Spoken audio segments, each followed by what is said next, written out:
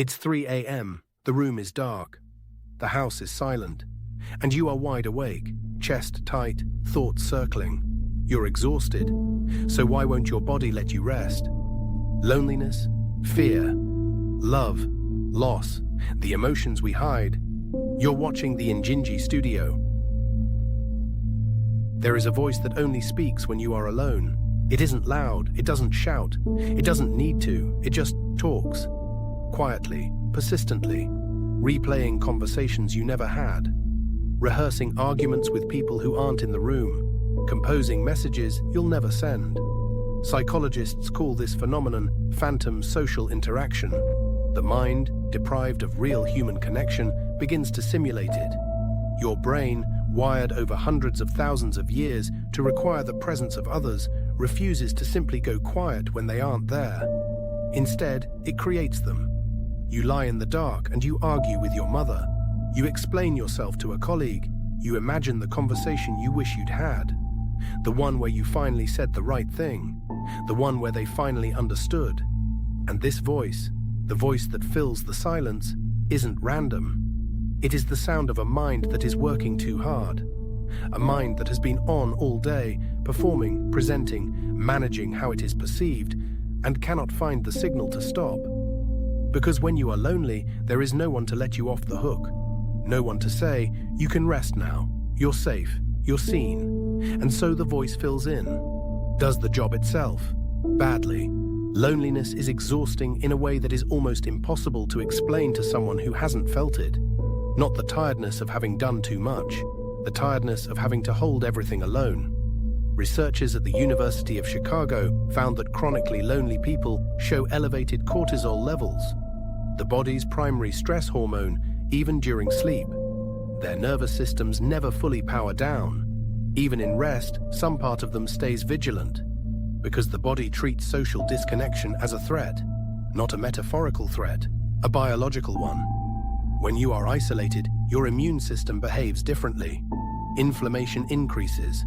Your body prepares for physical danger. It is, in a very literal sense, on guard.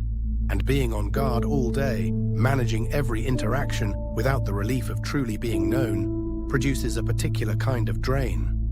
Researchers call it social performance fatigue. The cost of being watched, the cost of never quite being seen. You come home from a day full of people and you feel more alone than if you hadn't seen anyone at all.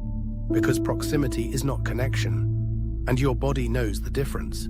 Here is something that took me a long time to understand. The silence is not the enemy.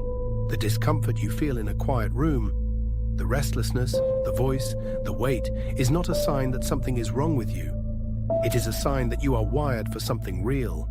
Philosophers have long drawn a distinction between solitude and isolation. Solitude is chosen. It has texture and depth. It is the silence you carry to. Isolation is the silence that carries you, that pulls you under. The difference isn't external, it is internal.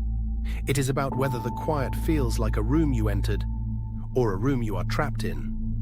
And that shift, that tiny, almost imperceptible shift, begins with permission. Permission to sit in the discomfort without immediately trying to fill it. Permission to hear the voice without obeying it. Permission to be alone without being abandoned. The silence of a room feels heavy because you are carrying something real inside it. A real need, a real ache, a real human hunger for connection that has not yet been fed. That hunger is not weakness. That hunger is the proof of your capacity for love. And the silence, when you learn to sit inside it rather than run from it, has things to say that the noise never will. If you've made it to this point in the video, I want to ask you something directly. Not as a viewer, as a person who has probably sat with this feeling longer than they've admitted. What does your loneliness say to you? What is the specific voice, the specific sentence that plays on a loop in the quiet? Leave it in the comments. Not because I have an answer, but because the act of naming it, the act of writing it down where someone else might read it, is itself a small form of connection. You watched this video for a reason. Whatever that reason is, I hope this helped, even a little. This is the Njinji Studio, stories that stay with you.